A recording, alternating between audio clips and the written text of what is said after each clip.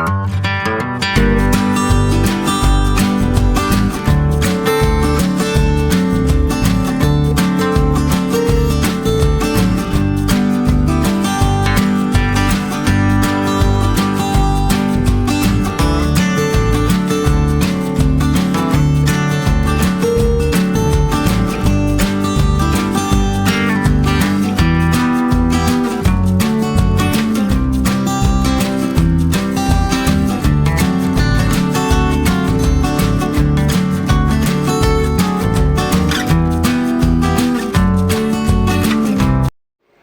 Friends, இன்றைக்கி Sunday special பார்க்கலாம். Chicken தொக்கு, சிக்கன் குழம்பு, சுட சுட சாதம்.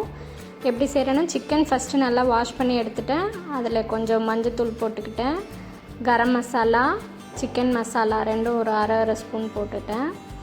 எப்பொழுதுமே நான் சிக்கன் குழம்பு இல்லை எதில் சிக்கனில் என்ன செஞ்சாலுமே கொஞ்சம் நேரம் இந்த மசாலாஸ்லாம் போட்டு மேரினேட் பண்ணி வச்சுருவேன். நல்லா ஊறுச்சுன்னா டேஸ்ட்டு சூப்பராக இருக்கும். அப்புறம் இஞ்சி பூண்டு பேஸ்ட்டு போட்டுக்கிட்டேன். கொஞ்சம் குறப்பாக தான் அரைச்சிருக்கேன். அப்புறம் தயிர் ஒரு 2 ஸ்பூன் போட்டேன். உப்பு சேர்க்க மாட்டேன், ஏன்னா இது 65 இருந்தால் நம்ம உப்பு போட்டு இது பண்ணலாம். நான் இது குழம்பு தொக்கு சேர்ப்பறதுனால அப்போதைக்கு உப்பு போட்டுப்பேன். லெமன் ஒரு பாதி லெமன் நல்லா புழிஞ்சு எடுத்துக்கிட்டேன். அவ்வளோதான். இது நல்லா பிசைஞ்சு கொஞ்சம் நேரம் சமைக்க ஆரம்பிக்கிற வரையும் ஊறிச்சினாலுமே போதும். நல்லா பெசரி வச்சிட்றேன். இந்த தயிர் மஞ்சத்தூள் போடும்போதே அந்த வாசனையே வேறு மாதிரி இருக்கும் சிக்கனுக்கு. நம்ம எப்பொழுதுமே சிக்கன் செஞ்சோன்னா இந்த மாதிரி வாஷ் பண்ணதுக்கப்புறம் இப்படி கொஞ்சம் நேரம் ஊற வச்சிட்டோன்னா சிக்கனும் நல்லா சாஃப்டாக வெந்து வரும், டேஸ்ட்டும் நல்லாயிருக்கும்.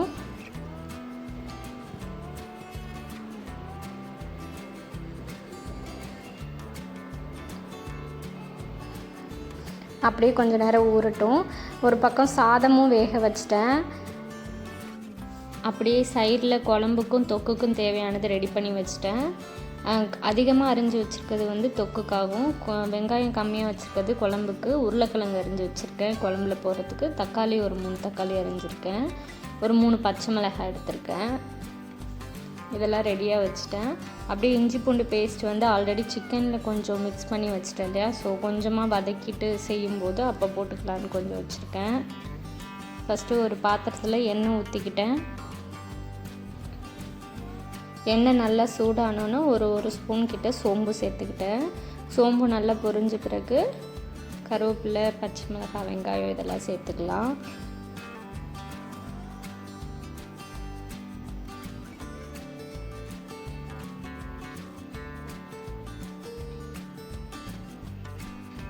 வெங்காயம் கொஞ்சமாக சேர்த்துக்கிட்டோன்னா நல்லாயிருக்கும். நிறைய சேர்த்தா ரொம்ப குழம்பு இனிப்பாக இருக்க மாதிரி இருக்கும். ஸோ ஆனியன் கொஞ்சமாக சேர்த்துருக்கேன். ஒரு பச்சை மிளகாய் 2 வந்து கீரி போட்டிருக்கேன். பச்சை மிளகாய் போட்டாலும் நல்லா வாசனையாக இருக்கும், எந்த குழம்புக்குனாலுமே சரி. 2 பச்சை மிளகாய் போட்டு நல்லா வதக்கிக்கிட்டேன். இது கொஞ்சம் வதங்குறதுக்கு உப்பு சேர்த்துக்கிட்டேன். ஸோ வெங்காயம் வந்து சீக்கிரம் வதங்கிடும் உப்பு சேர்த்துக்கும் போது.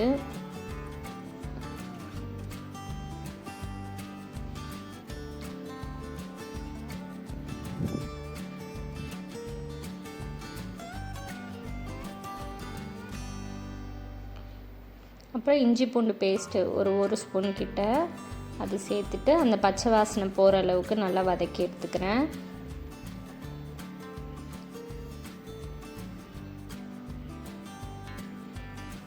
தேங்காய் குழம்புக்கு வந்து தேங்காய் அரைச்சி வச்சுக்கிறேன். ஒரு மூடி தேங்காய் எடுத்துருக்கேன். அதில் ஒரு அரை ஸ்பூன் கிட்ட சோம்பு போட்டுக்கிறேன். தண்ணி ஊற்றி அரைச்சிக்கிறேன். இதில் நான் முந்திரி சேர்த்து அரைக்கணும். அப்போ நான் வந்து முந்திரி போடலை. இப்போ நான் எடுத்து மட்டும்தான் வச்சுருக்கேன்.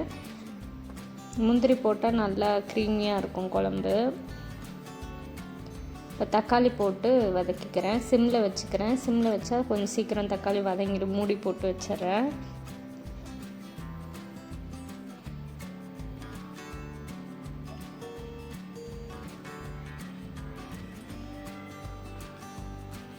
சாதமும் வடித்து வச்சிட்டேன். வெந்துடுச்சு, வடித்து வச்சிட்டேன். இப்போ தேங்காயில் வந்து ஒரு 4-5 முந்திரி மட்டும் சேர்த்து அது நல்லா பேஸ்ட்டாக அரைச்சி எடுத்துக்கிறேன். இந்த அளவுக்கு பேஸ்ட்டாக அரைச்சி எடுத்துக்கணும். தக்காளியும் நல்லா வதங்கிடுச்சு. இப்போ வந்து உருளைக்கிழங்கு நான் தோலோடு தான் போட்டிருக்கேன், நல்லா வாஷ் பண்ணிட்டு தான் போட்டேன். தோல் சீவிட்டு கூட போட்டுக்கலாம், நான் தோலோடு தான் போட்டிருக்கேன். இதையும் சும்மா ஒரு 2 நிமிஷத்துக்கு வதக்கிக்கலாம். அதுக்கு தேவையான உப்பு, நான் உப்பு வந்து அப்பப்போ தான் கொஞ்சம் கொஞ்சம் வெங்காயத்துக்கு காய்க்கு அப்படின்னு தனித்தனியாக சேர்த்துருப்பேன்.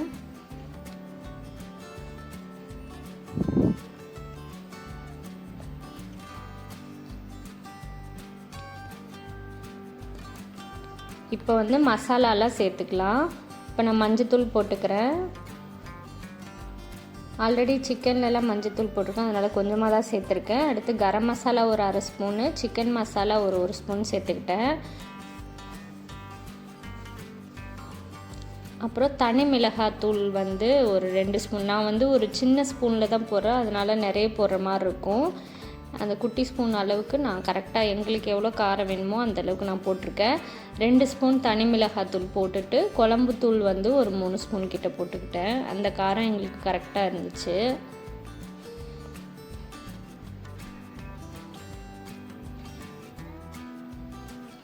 இந்த மசாலா வந்து நம்ம இந்த எண்ணெயிலே ஒரு 2 நிமிஷம் சிம்மில் வச்சு கருக விட்டுறாமல் சிம்மில் வச்சு வதக்கிக்கிறேன். வதக்கிட்டோன்னா அதோட பச்சை வாசனை எல்லாம் போயிடும். அப்போ நல்லாயிருக்கும், கலரும் நல்லா கிடைக்கும், ரெட் கலர் மாதிரி கிடைக்கும்.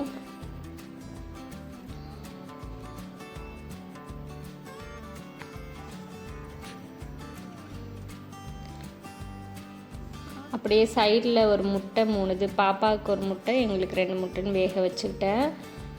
இப்போ மசாலா நல்லா வதங்கிடுச்சு. இப்போ வந்து நான் சிக்கன் ஆட் பண்ணிக்கிறேன். ஒரு 1/4 கிலோவுக்கு கொஞ்சம் கூட சேர்த்துக்கிட்டேன் குழம்புல, மற்றதெல்லாம் வந்து தொக்குக்கு செஞ்சுக்கலான்ட்டு. இதை வந்து நல்லா வதக்கி எடுத்துக்கிறேன். அந்த மசாலாவோட நல்லா மிக்ஸ் பண்ணிவிட்டு சிக்கன் வதக்கும் போது அதுலேருந்து தண்ணி ஆட்டோமேட்டிக்காக ரிலீஸ் ஆகும். ஸோ அப்படியே நான் வதக்கி அதை மூடி போட்டு வச்சிட்றேன்.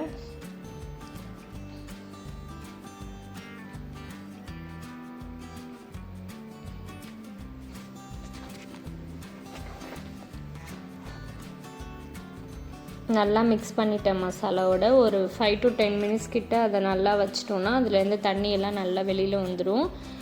அப்புறமா நம்மளுக்கு தேவையான தண்ணி ஊற்றிட்டு அந்த மசாலாவெல்லாம் நல்லா மிக்ஸ் பண்ணி விட்டுடலாம். நம்மளுக்கு அந்த திக்னஸ் தெரியும். தண்ணி ஊற்றுனதுக்கப்புறம் அந்த மசாலாலாம் மிக்ஸ் ஆகி அந்த திக்னஸ் நம்மளுக்கு எவ்வளோ வேணுமோ அந்தளவுக்கு தண்ணி ஊற்றிக்கலாம்.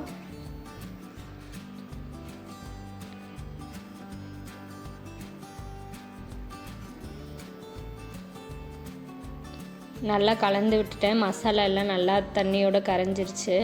இப்போ இந்த அளவுக்கு தண்ணியாக இருக்குது. நம்ம தேங்காய் அரைச்சி வச்சுருக்கலையா, அது போடும்போது திக்னஸ் கரெக்டாக இருக்கும். கொதிச்சு வரும்போது குழம்பு இன்னும் கொஞ்சம் கம்மியாகல, அதனால தான் தண்ணி கொஞ்சம் கூட ஊற்றிருக்கேன். கொஞ்சம் நிறையா இருந்தால் நைட்டுக்கு தோசைக்கு வச்சு சாப்பிட்டாலும் நல்லாயிருக்கும், இல்லைன்னா சப்பாத்திக்கு வச்சு சாப்பிட்டா நல்லாயிருக்கும். நான் அதை பிளான் பண்ணி கொஞ்சம் கூட தான் வச்சேன் குழம்பு. இப்போ இந்தளவுக்கு தண்ணியாக இருக்குது. இது நல்லா கொதிச்சு வரும்போது நான் தேங்காய் ஊற்றிக்கிறேன். இப்போ குழம்புக்கு தேவையான அளவு உப்பு சேர்த்துக்கிட்டேன். ஃபஸ்ட்டு நான் உருளைக்கிழங்குக்கும் வெங்காயம் தக்காளிக்கு மட்டும்தான் போட்டேன். ஸோ இப்போ குழம்புக்கு தேவையானதும் போட்டுக்கிட்டேன். நல்லா கொதிச்சு வந்துருச்சு. இந்த டைமில் நான் வந்து தேங்காவை சேர்த்துக்கிறேன். இந்தளவுக்கு தண்ணியாக இருக்குது. இப்போ தேங்காய் சேர்க்கும் போது இது கரெக்டாக இருக்கும்.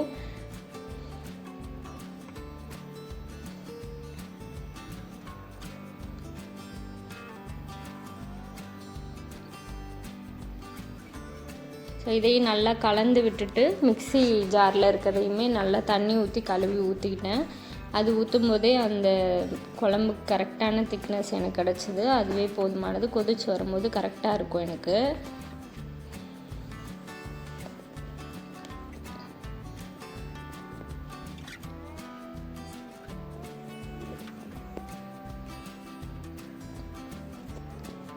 இந்த ஸ்டேஜ்லேயே நான் உப்பு காரம்லாம் செக் பண்ணிக்கிட்டேன். அப்போது நமக்கு தெரியும் உப்பு போடணுன்னா இன்னும் கொஞ்சம் போட்டு கொதிச்சுதுன்னா நல்லாயிருக்குன்றதுக்கு ஏற்ற மாதிரி அந்த டைமில் செக் பண்ணி அதுக்கேற்ற மாதிரி உப்பும் சேர்த்துக்கிட்டேன் நான்.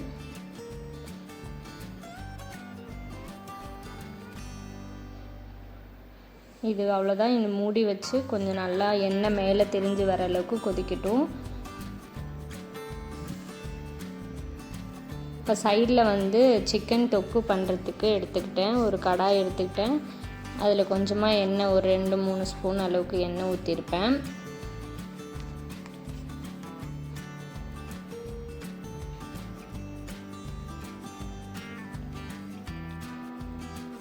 இப்போ இதில் வந்து தாளிக்கிறதுக்கு பிரியாணி இலை, பட்டை, கிராம்பு, கடப்பாசி, சோம்பு இதெல்லாம் கொஞ்சம் தான் எடுத்திருக்கேன். இதெல்லாம் போட்டுறேன். எல்லாமே ஒரு 2-3 குவான்டிட்டி தான், அப்படி தான் சேர்த்துருக்கேன். இது நல்லா பொரிஞ்சதுக்கு பிறகு ஒரே ஒரு பச்சை மிளகாய் சேர்த்துட்டு வெங்காயத்தை போட்டுடுறேன். கருவேப்பிலையும் வெங்காயமும் போட்டுக்கிறேன்.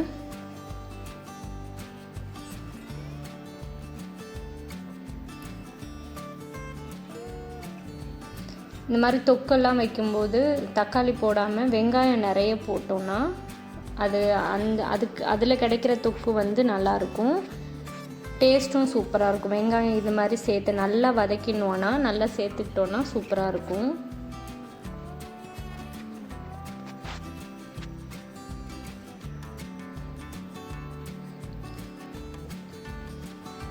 இந்த வெங்காயத்தை நல்லா பொன்னிறமாக வர அளவுக்கு நல்லா வதக்கி எடுத்துக்கிறேன். கொஞ்சம் உப்பு போட்டுக்கிறேன் வதங்குற அளவுக்கு. இது நல்லா வதங்கிடுச்சுன்னா அப்புறம் மசாலாலாம் சேர்த்துட்டு சிக்கன் சேர்த்துக்கலாம். இது நல்லா அந்த கலர் நல்லா சேஞ்ச் ஆகணும். இந்த நல்லா சேஞ்ச் ஆகிடுச்சு பாருங்கள். இந்த அளவுக்கு வதக்கி எடுத்துட்டேன். இப்போ இஞ்சி பூண்டு பேஸ்ட்டு மிச்சம் 1 ஸ்பூன் இருந்தது, அதையும் சேர்த்துக்கிட்டேன். அதோட பச்சை வாசனை போகிற அளவுக்கு நல்லா வதக்கி எடுத்துக்கிறேன். இப்போ மசாலா மஞ்சத்தூள் ஒரு 1/2 ஸ்பூன் போட்டுக்கிட்டேன். கரம் மசாலா கொஞ்சம், சிக்கன் மசாலா கொஞ்சம், ஒரு 1/2 ஸ்பூன் தான் ரெண்டுமே சேர்த்துட்டு தனி மிளகாத்தூள் ஒரு 1.5 ஸ்பூன் கிட்ட போட்டேன். குழம்புத்தூள் வந்து ஒரு 2 ஸ்பூன் கிட்ட போட்டுட்டேன். இதை வந்து நல்லா மசாலாவை வந்து வதக்கிக்கிற ஒரு சிம்மில் வச்சுக்கிட்டேன். நல்லா வதக்கி எடுத்துக்கிட்டேன். கலரும் சேஞ்ச் ஆகிடும், பச்சை வாசனையும் போயிடுச்சு. இப்போ பேலன்ஸ் இருக்க சிக்கன்லாம் இதில் சேர்த்துக்கிறேன். சிக்கன்லேருந்து நான் வளசும் போதே நல்லா தண்ணியெல்லாம் வடிகட்டிட்டேன். இது வந்து தயிர் ஊற்றினேன் இல்லையா, அந்த தண்ணி. ஸோ அதையும் சேர்த்து நான் அதை ஆட் பண்ணிக்கிட்டேன். இப்போ இதை வந்து நல்லா வெங்காயத்தோடு நல்லா மிக்ஸ் பண்ணி வதக்கிக்கிறேன். இப்போ இதுலேருந்து தண்ணி ரிலீஸ் ஆகும். இதை ஒரு 2 நிமிஷம் வதக்கிட்டு நான் மூடி வச்சிட்றேன்.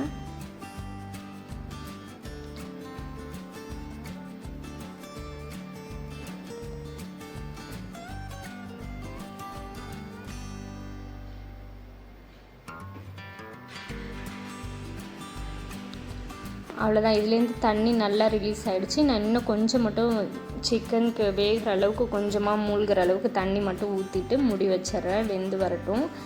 இதில் வேறு எதுவும் சேர்க்க போகிறதில்ல. கடைசியாக சிக்கன்லாம் நல்லா வெந்து தண்ணி கம்மியானதுக்கு பிறகு நான் பெப்பரும் ஜீரகத்தூள் மட்டும் ஆட் பண்ணிக்கிறேன். அது டேஸ்ட் இன்னும் சூப்பராக இருக்கும். கிட்டத்தட்ட பெப்பர் சிக்கன் மாதிரி. ஆனால் பெப்பர் சிக்கனுக்கு நான் எப்போதும் தனியாக அது வேறு மாதிரி செய்வேன். அது இன்னொரு வீடியோவில் நான் ஷேர் பண்ணுறேன்.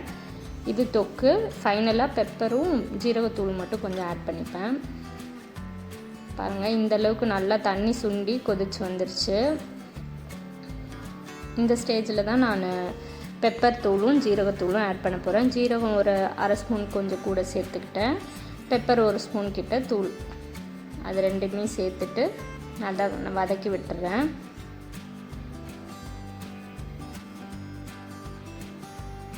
நல்ல வாசனையாக இருக்கும். இது சேர்க்கும்போது ஜீரகத்தூளும் பெப்பரும் சேர்க்கும்போது நல்ல வாசனையாக இருக்கும், டேஸ்ட்டும் சூப்பராக இருக்கும்.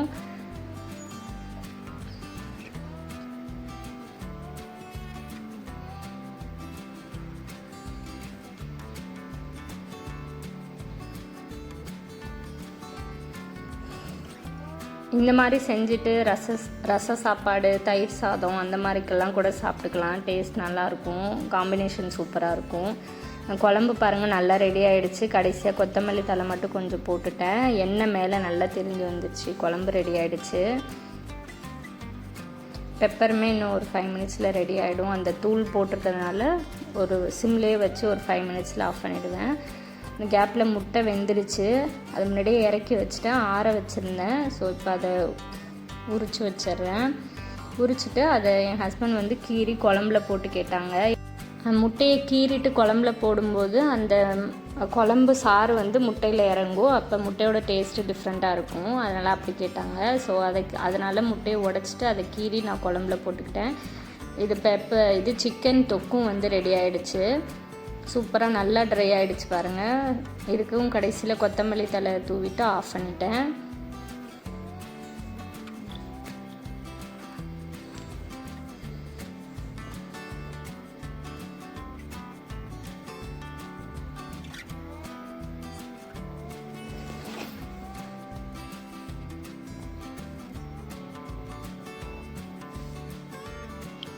முட்டையில் ஒரு 3 கீரல் மட்டும் போட்டுட்டு அப்படியே குழம்புல போட்டுக்கிட்டேன். குழம்பு நல்லா சூடாக இருக்கிறதுனால அந்த குழம்போட சாறு வந்து முட்டையில் நல்லா இறங்கிடும். 2 முட்டை மட்டும் போட்டுக்கிட்டேன். இன்னொன்று வந்து பாப்பாவுக்கு. ஸோ பாப்பாவுக்கு தனியாக தான் வச்சுருந்து நான் ஊட்டினேன்.